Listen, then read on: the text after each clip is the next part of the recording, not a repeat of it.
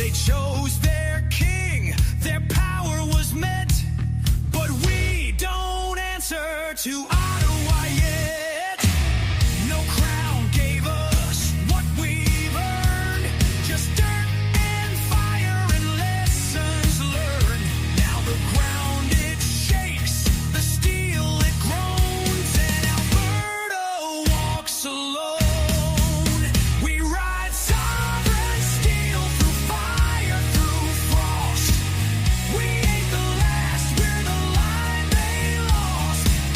Alberta stands never on its knees, a nation born in the forge of the free.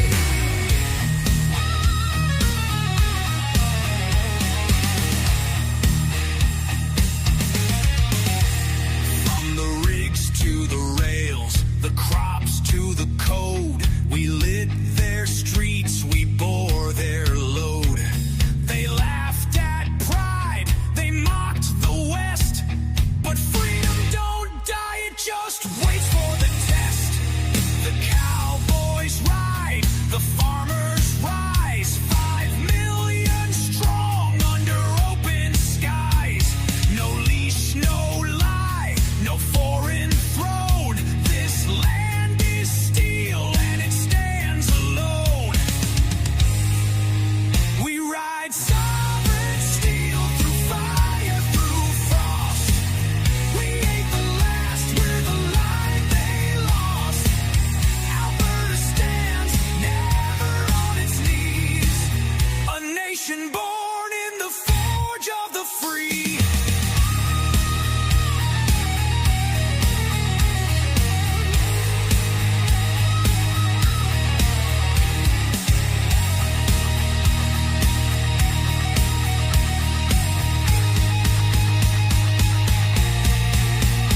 Can't kill the mountain, can't drown the plain, can't burn the spirit that won't be chained. He stares down east with a calloused hand and says, this time we draw the line in the land. We ride sovereign steel through fire, through frost. We ain't the last, we're the line they lost. Alberta stands never on its knees, a nation born in the forge of the free.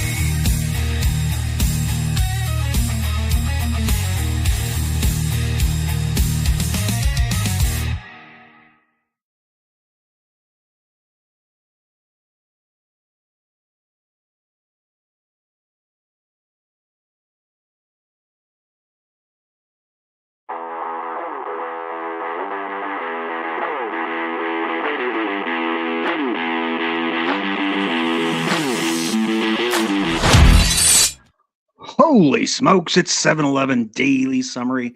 Bruce Scholl is here. I am excited to be here. We are living through an extraordinary time, and I'm grateful that you're here. Make sure to share this out. Get more eyeballs on this information. We have to wake up more people. People, do it. Get it out there. All right. I have a great show. I'm excited to have a returning guest, Dan Burmawi, and he is here to rock our world. He is here to help us understand how Islam is here and their role in the West and what we can do about it. Let's hope that we can stem the tide, and with his help, we will arm ourselves and put on the armor of God so that we can get through this battle together. So thank you very much. I'm excited to have him. Make sure to share this out. Like I said, far and wide, great guest. And he is the author of Islam, Israel, and the West. And I'll get into more about him here in a second. But I am grateful that you're here and joining me on Unscrew the News and 7-Eleven Daily Summary. Like I said, it's exciting to have this next guest, Dan Burmawi, here joining me. After we finished our last episode, I knew that wasn't enough. We needed to get deeper into these conversations. And he has been traveling the world on podcast after podcast, talking about this book and his understanding of Islam. So I'm excited for this opportunity, and hopefully you are as well. You'll get some great information. I want to start off by saying thank you to God and to this circle of friends, my family, that have brought me to this moment.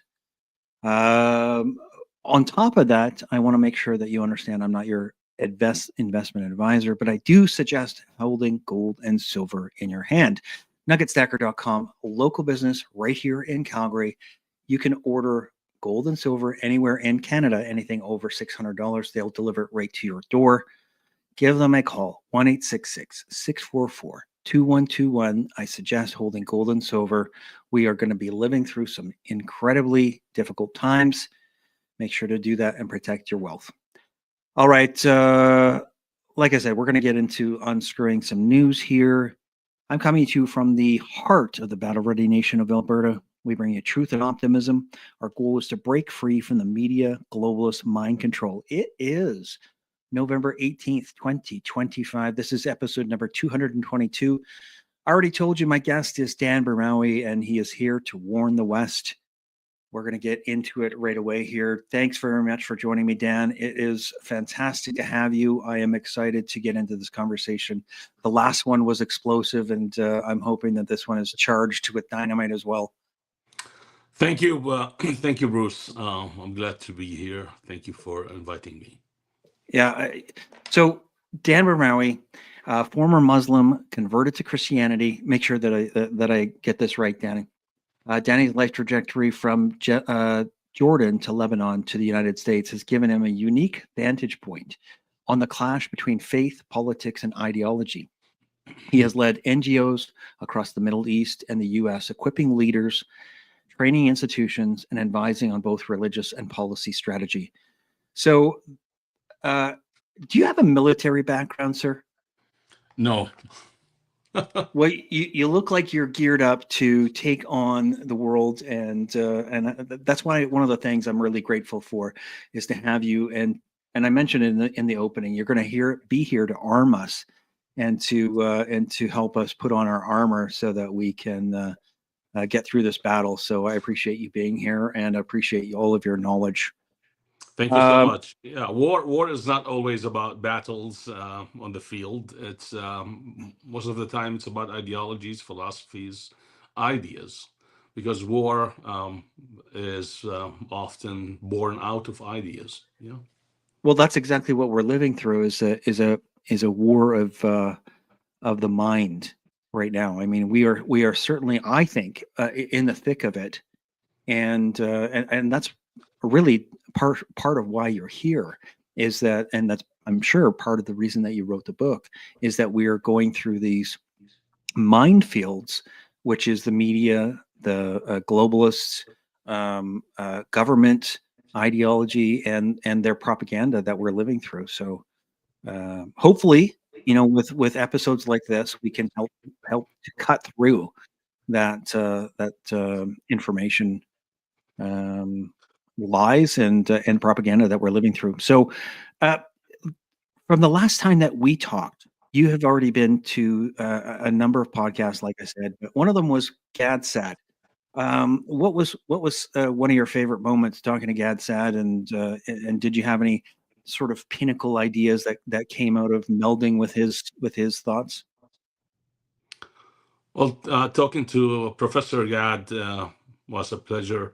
We both share the same background. He's from the Middle East. I'm from the Middle East. And he had to leave with his family back in the 70s after the eruption of the Lebanese civil war because he was afraid of persecution or because his family, they were persecuted and kidnapped, I believe. And I had to leave because for security reasons as well, because practicing new faith, converting from Islam to a different religion is something that could get you killed, persecuted, marginalized. So we understand each other. And yeah, I believe it was a great conversation. We talked about a lot of things. It's very difficult to That's okay. spot Yeah. one moment, but he's brilliant, and I believe that we both landed on the same page when it comes to Islam in the West. But one thing is a statement that he frequently repeats, that demography is destiny. He's absolutely right, Mm, and everything we do. Everything that I do, warning the West about Islam as a political ideology, doesn't really matter if the demography shifts. So it wouldn't help the minority to understand the threat. mhm. So we have to keep the majority. And yeah, that's seems to be a very difficult mission from where I stand today. Yeah, fantastic. So there's a couple of things that I want to talk about, and I mentioned it before we got started here. One of them was I'd love to talk about um, Mandami Yeah, winning the election as a mayor in New York, as yeah, well as a real personal side of things. And I think that it touches on um, to a lot of Canadians and a lot of Americans as well, is that I have a good friend, a good group of guys, Muslim guys that I meet with, and I want to know, is that a relationship that I have with those friends of mine? I want to know where I sit, coming from an outsider. So let's first talk about New York, if that's okay with you. sure. So what do you see happening in New York? Because there's a lot of fear, and obviously, then there's a lot of fear, but then there's a lot of backlash. If you say that there's a problem with this Zohan Mandami, you're called an Islamophobe. Obviously, right away, you're a racist if you say anything about his Yeah. policies. Um, can you talk about what your thoughts are as far as New York is concerned? Well, Zohran Mamdani is the natural result of what has been happening in the West and in the United States in particular for a very long time. Um, the danger that Zohran Mamdani poses is not because he's a Muslim, it's because of the ideas that paved the way for him to be elected. Right. And these ideas are hating America, hating the West, something his father, Zohran Mamdani's father, not only shares, but actually he's a pioneer. He's among the pioneers, a group of people in the academia who made sure to indoctrinate an entire generation to be anti-West. And this is not some kind of accusation or hatred of the guy. I don't know him. I read a couple books of him, but Hmm. it's the ideas. It's the fact that they keep the focus on the Western colonialism and slavery and completely forget that every other nation on the planet have practiced that. They're selective when it comes to the West. Hmm. Everything that goes wrong in the world, it's because of America. People suffering in any place on earth, it's because of America. America is responsible for the emergence of jihad, Islamic jihad. Hmm. America is responsible for poverty, for social dysfunction in every country. It's simply teaching an entire generation to hate America Mm. and to capitalize on the guilt of a nation that is tolerant, empathetic, and a nation that was, or I would say, have fought a lot of battles to reach a moment of reconciliation with itself. It's I Hmm. see the West as the peak of human achievements. It is the absolute most advanced among the nations, not in technology or economy, but also in morality. So exploiting these values in order to push an entire generation to see their country, instead of being of taking pride in it, to see it as a disease. And this is, as I said, it's a virus that has been unleashed in the academia, and it was also pushed by foreign funds, foreign money poured into the U.S. higher education for a very long time. Countries who hate the West controlled different faculties, Middle Eastern faculties, post-colonials, and add to that cocktail, add to it the fact that the economy in the West was not that good in the past couple decades, at least. And when the economy is not doing well, people tend to be frustrated, devastated with the system, and they desire change. And without the scrutiny, they don't have the luxury of going through history to understand how destructive socialism is. So they think, okay, we have capitalism. Capitalism is not working for me. Let's try socialism. Right. And of course, socialism is interchangeable with communism. It is the same. Anyone who is trying to deceive people that no, socialism is different. Socialism is just one face toward communism.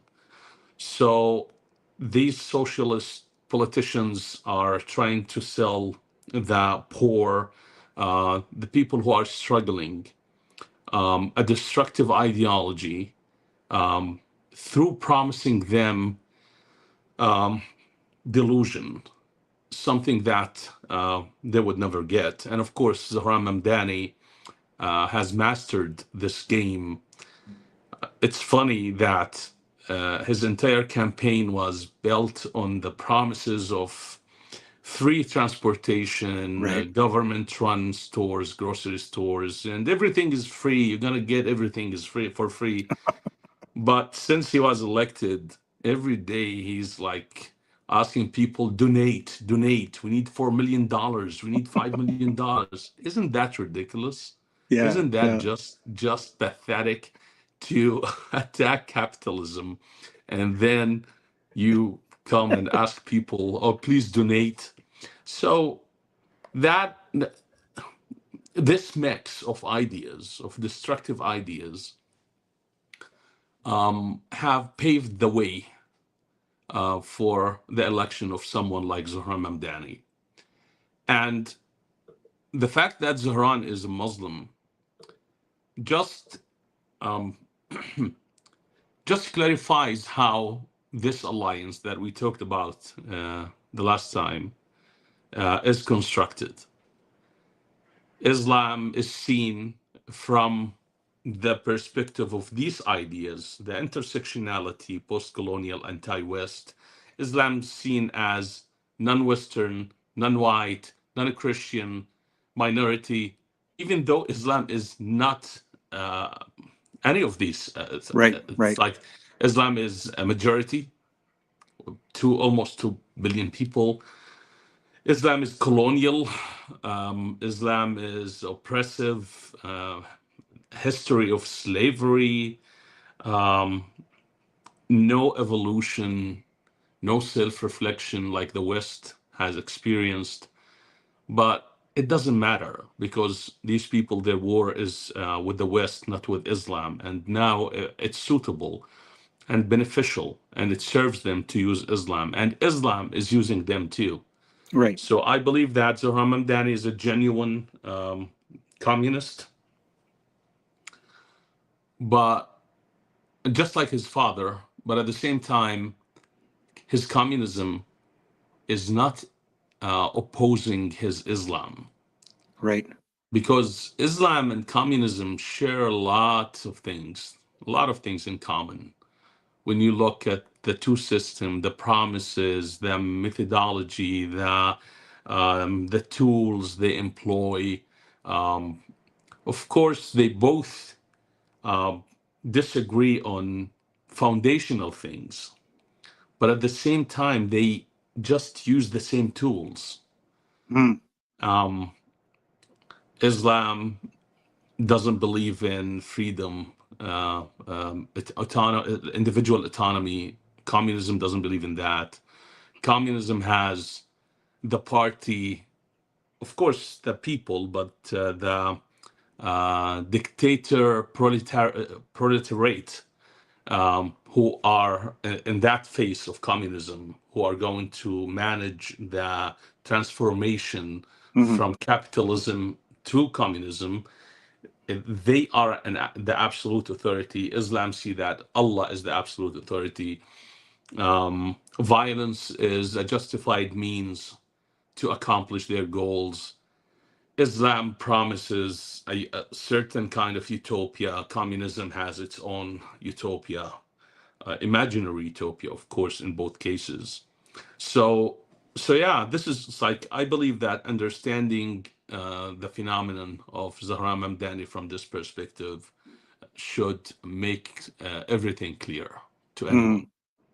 I got a clip pulled up from him that would just talk about his hypocrisy of the capitalist communist. I don't know if you could put those two together, because really he's a capitalist if he's out here begging for money, and at the same time he's gonna be the leader that's gonna change everything. I don't know how much you understand Obama, but to me, he feels like this new wave neo-Obama sort of very smooth as far as his persona, sort of hypnogazing as far as his persona around people and other females. They're bowing at his feet. It seems very much like I don't really care about personalities. I don't comment on how people look like or how they smile.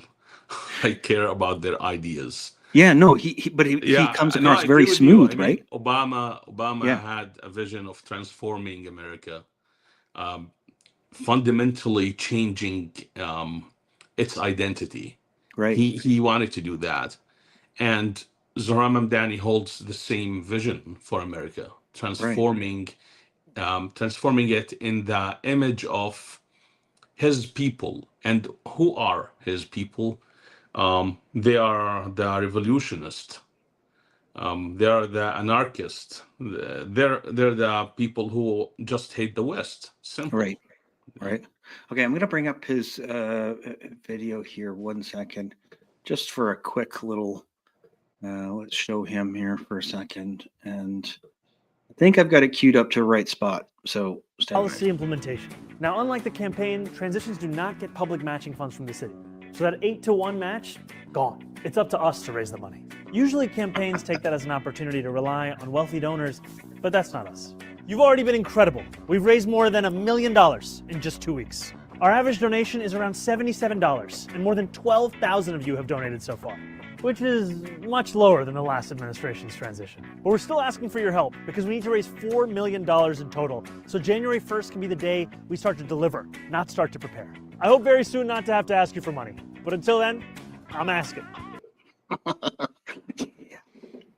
There he Sure. is. There he I is. want to give you things for free, but why don't you give me some money now? And yeah, I'll pay you back with the free thing. So yeah. Well, once I'm in power, then I'm going to give you everything for free. And That's ridiculous. It's like he knows, and everybody knows, except the poor people Right. who voted for him. Not all of them. many of the people who voted for Mamdani, they voted for the wrong reason. Maybe because he hates Israel, maybe because they have guilt, white guilt. I don't know. It's like white women. Yeah. Sometimes The they, white liberal yeah, women seem to white be, liberal women. Of course, yeah. I'm trying to just make sure that I don't say anything You're that trying to is be not. politically correct. I know. I'm the last person to be politically correct, but when it comes to this topic, I prefer to, not to interfere. But seriously, it's like, look at the numbers. Yeah. What the hell is going on? It's like every bad thing that happens, it was voted for by white liberal women. It's what's going on? It's like. Well, you know what? The white liberal women and women from New York area, they are sure that socialism and communism will work this time because of the leader that's there. Definitely has the right stuff to make it work when it hasn't worked for however many years. If it's 250 years since Karl Marx, but I don't really know the date on it, but. You probably know better than I do, but let me see. I have one other thing I wanted to pull up here before we move on from New York and Please go ahead. Mamdani. And this is from your timeline, and I just thought it was. Let me see here. You probably know it already, but I thought this would be interesting to play. We're commanded to terrorize the disbelievers. And this is a religion, like I said. Commanded to terrorize the disbelievers? The Quran says very clearly in the Arabic language, Turhibuna. This means terrorize them. It's a command from Allah. So your post comes along with the words, the idiot Islamists don't understand that when Allah says in the Quran, terrorize the unbelievers, he actually means love them. Can you explain that a bit for us? Because it looks like a dichotomy here. Of course, I'm being sarcastic. I see. Okay. Yeah, it's just sarcasm. Well, because you can't use those horrible words, obviously, on social media, right? Yeah, it's like who do you think understand Islam better? The scholars, the people who really studied Islam pretty well, they went to the greatest Islamic universities and they spent years and years studying Islam, or your nice friend who drinks beer and who prays on Friday only. So who do you think understands Islam better? Of course, the scholars. But the thing is that in the West, by the help of people who are very optimistic,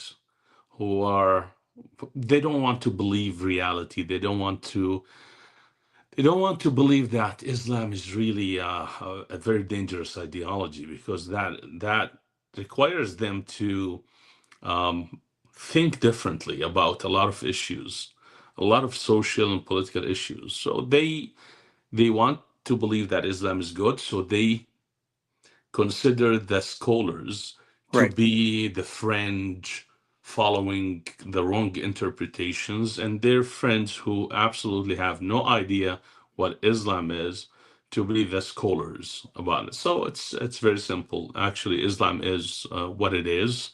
It is a political ideology, and Islam wants to impose that ideology on society wherever human beings live, and whenever Islam could.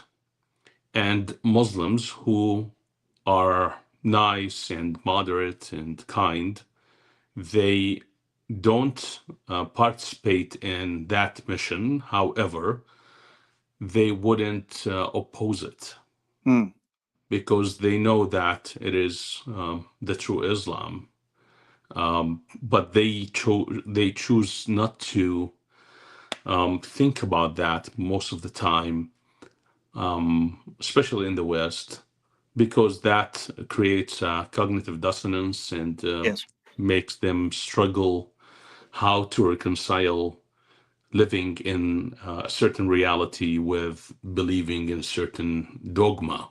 Mhm. So I have to say that the absolute majority of Muslims in the West, they're nice people, just like any other group. Mhm. And I understand that the question, how do I reconcile the fact that Islam is bad, but the Muslims I know are good? It confuses me. You're not the only person who asked that question. I get that question almost every day, and I try to answer it. When I discuss Islam, I don't discuss Muslims. Remember that some Nazis, they were helping the Jews. Yeah. They were hiding the Jews. So how do you reconcile that? It's simple. There's difference between a person and what he believes in. They're not one entity. Mhm. And there's a certain degree of how much of that person is consumed by the ideology, or surrendered to the ideology, that affects how you see them, how you look at them. So in a simple words, I would say that my message is you shouldn't look at Muslims differently. Whether you believe Islam is good or bad, you need to look at Muslims themselves as individuals. Right. There are good Muslims, bad Muslims, good Christians, bad Christians. Don't generalize, don't demonize a group of people, but don't confuse nice Muslims with nice Islam. Mhm. Don't do Okay. that. Yeah. Don't confuse nice Nazis with nice Nazism. Mhm. Now, not all the Nazis were bad people. The majority of the Germans, they were with Hitler. The majority of them. Yes. So does that make the German race? And it's like no. So it's really simple. It's as long as Muslims are taking Islam seriously, then they are seeking power, political power, in order to replace the system, in order to expand Islam, in order to establish the rule of Allah, because that is absolute commandment from Allah in the Quran. Mhm. But if Muslims are not taking Islam seriously, they pray. But what do I mean by taking Islam seriously? This is what people call Islamism. It's like they are openly seeking to replace the system, to impose Islamic governance. But how do you know an Islamist? If only if they are declaring that? Right. No, it's like if they understand Islam and they are trying to expand Islam, then probably, most probably, they are participating directly or indirectly in trying to establish the rule of Allah everywhere. Mhm. However, it's not only praying. Praying is like the last thing we should look at when we are trying to understand if a Muslim is an Islamist or not. It has nothing to do with praying. It has nothing to do with the beard. Most people, they use religion in order to save themselves spiritually, because we are, as human beings, we feel like we are. Of course, as Christians, we believe that. We believe that there is a gap. There's a voice inside our hearts that always remind us that we are not worthy of salvation because we're fallen, we're corrupted, we're depraved in our thoughts and our desires. And in Islam, it's the same thing. Muslims have that voice, have that feeling, so they use Islam in order to redeem themselves. But sometimes the shortest way to redeem yourself in Islam is jihad. Mhm. And that's what I call sola jihad. Just like in Christianity, we have sola fide, faith alone. So So basically, if you want to understand the difference between Muslims who are trying to establish the rule of Allah and regular Muslims, the way to do that is watching beyond what they see, or watching beyond their prayers. It's about an attitude about too many things that are not Islamic. For example, you will find people like that. They're always against the West. Yes. Without any logical reasons. They're always against Israel. They're always about victimhood and grievances. A Muslim who praises the West, who celebrates the West, he is just a normal guy, just like everyone else, even though he is a Muslim. So, but I don't want people to be like, okay, so it's similar to Christianity. Some Christians are violent, some Christians are not. A Jamestown massacre, 900 people committed suicide, and they're Yes. Christians. So it's the same thing. Some Muslims are, some Muslims are not. No, it's not the same. In Islam, Muslims who are nice and kind, they are not following Islam. I see. Yeah. And Muslims who want to establish the rule of Allah everywhere, they are practicing the real Islam.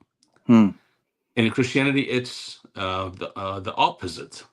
Right. The Jamestown massacre happened because a guy, he was not Christian. Not because he wasn't following the Bible, right? Yeah, not because he was following Christians' teachings. Yeah. So, yeah, it is this thin line. It's like you can't, because you're seeking some kind of clarity, assume that since Muslims are nice, then Islam is nice. It doesn't work that way. Well, you said this the last time that we talked, is that there is no coexistence. There is no chance to coexist. There's absolutely no coexistence between Islam and the West. Absolutely. Yeah, but they're at odds, even though we've been conditioned to believe that we are bad people if we don't allow Islam to infiltrate. Right? I mean, we're sitting there and allowing Islam to. I'm with you. I'm just trying to fix that. Yeah. But I mean, we're supposed to feel guilty if we question Islam coming and taking over our countries. And that's sorry, go ahead. Yeah, you say you're supposed to feel guilty. I'm not following you. Oh, well, I mean, we're meant to feel guilty. Our governments, our propaganda, the media, right? Sure. I mean, if we question why so many people are being brought over here and why Islam has mosques throughout your city, and now all of a sudden they're praying in the middle of Main Street, let's say Toronto, or Main Street Montreal. We're not supposed to question those things. They have, listen, I'll give you an example. Let's try this. So let's say that someone suspect that his brother is looking at his wife in a wrong way. Brother. The first time, the second time, the third time, he's trying to ignore or to deny that fact, because if he admits it, if he says, okay, it's happening, my brother have bad intentions toward my wife, then that is no return point. It's like it's done. It's like that relationship is destroyed. He has to face the reality. He has to make or take some measures that going to completely transform his life, his relationship with his brother. So because he doesn't want to believe it, he keeps trying to find justification all the Sure. time. Like, no, I don't believe he did it. I don't think he was looking. I don't think he meant what he said. I am. So the guy keeps letting his brother go further and further and drown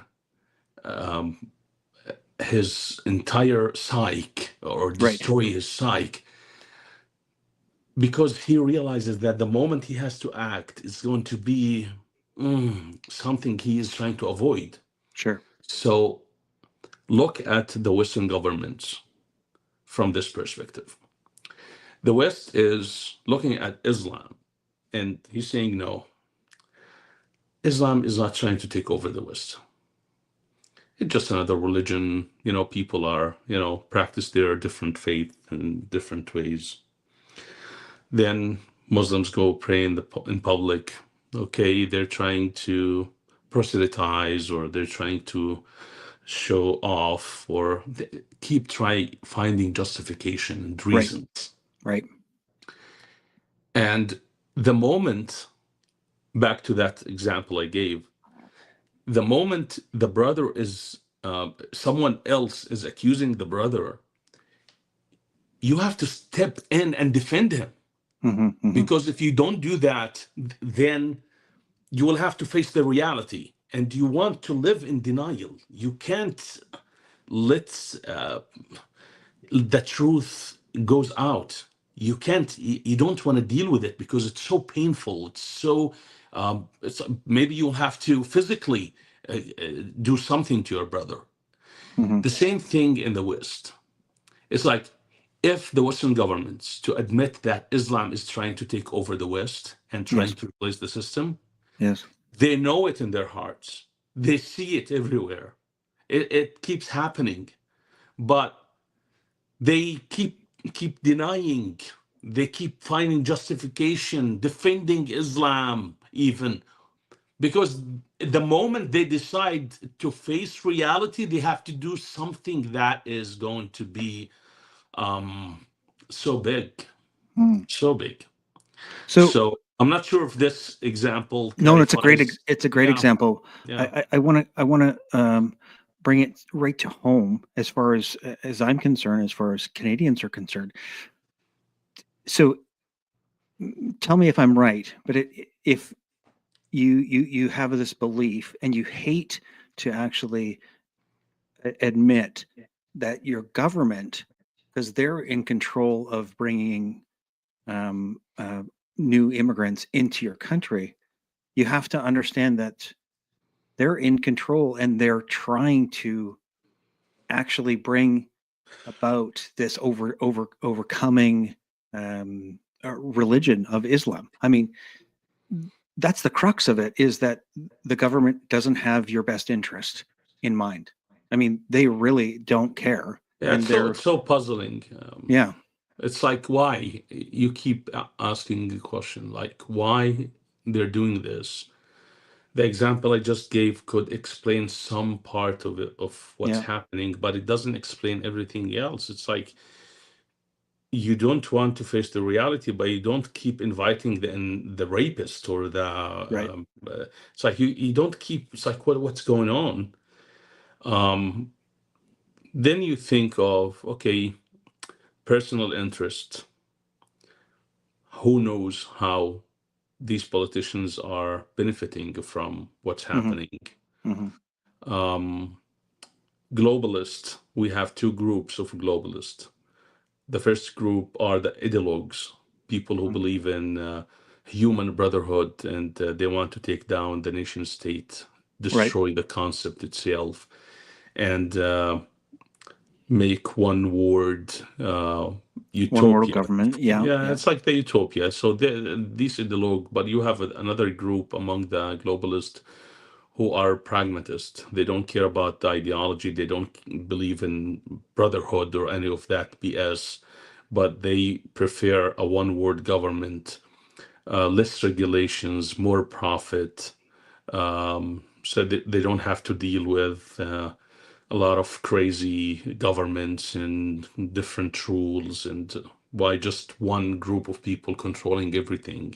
Right. So there are different reasons why your government and many different governments in the West are doing that, but it's very difficult to spot one reason. It's a tapestry of reasons. It's too many different elements at play.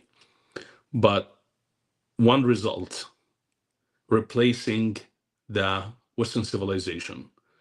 Because when you replace the people, you replace the civilization they birthed. It's very simple. Yes.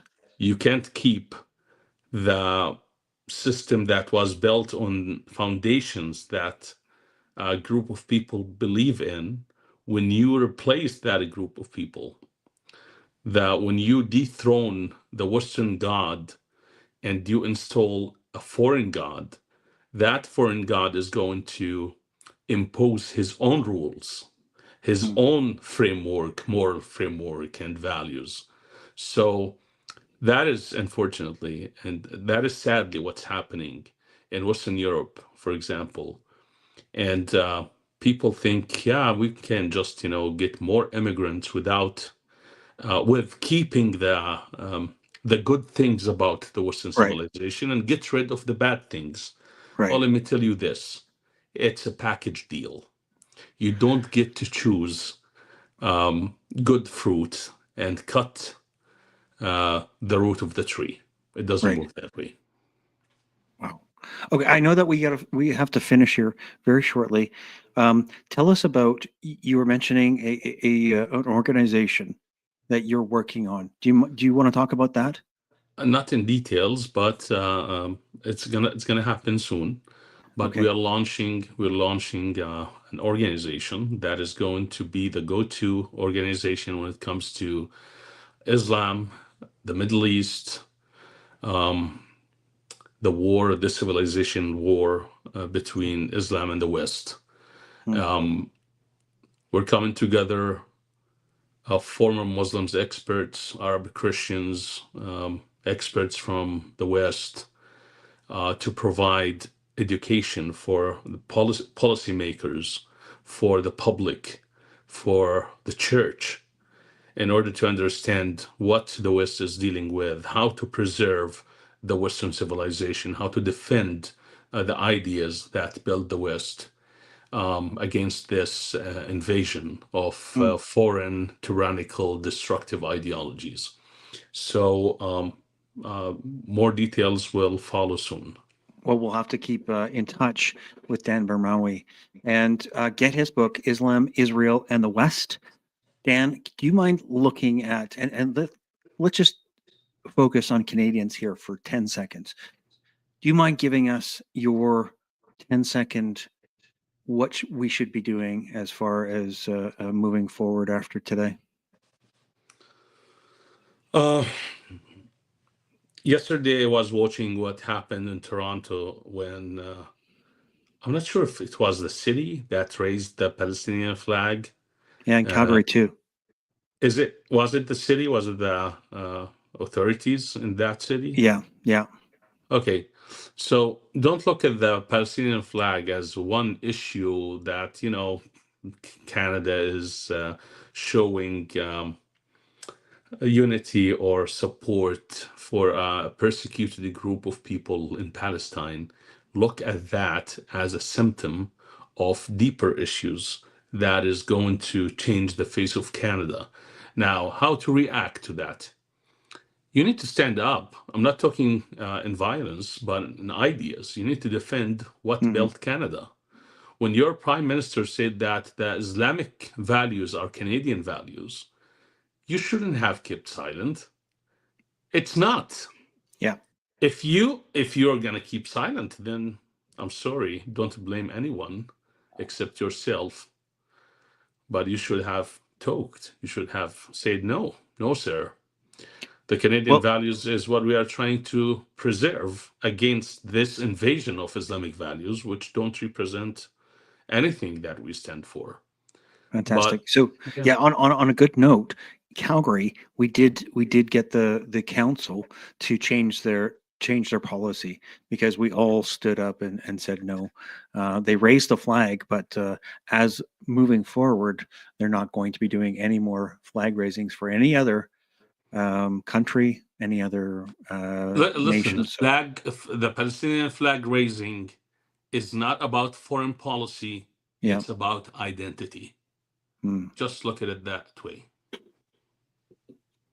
Well, I know that in Canada or in Calgary, we've made our voices heard, and we're going to continue to do it. So, with the help of you and other people in that same fight, I appreciate you coming forward.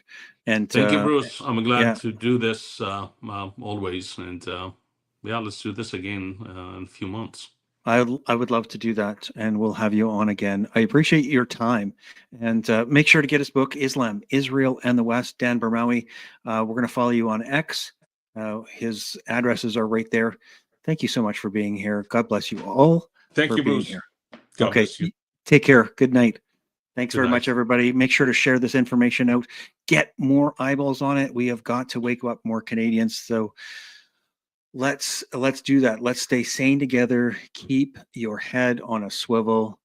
And this is Bruce, and I'm out of here.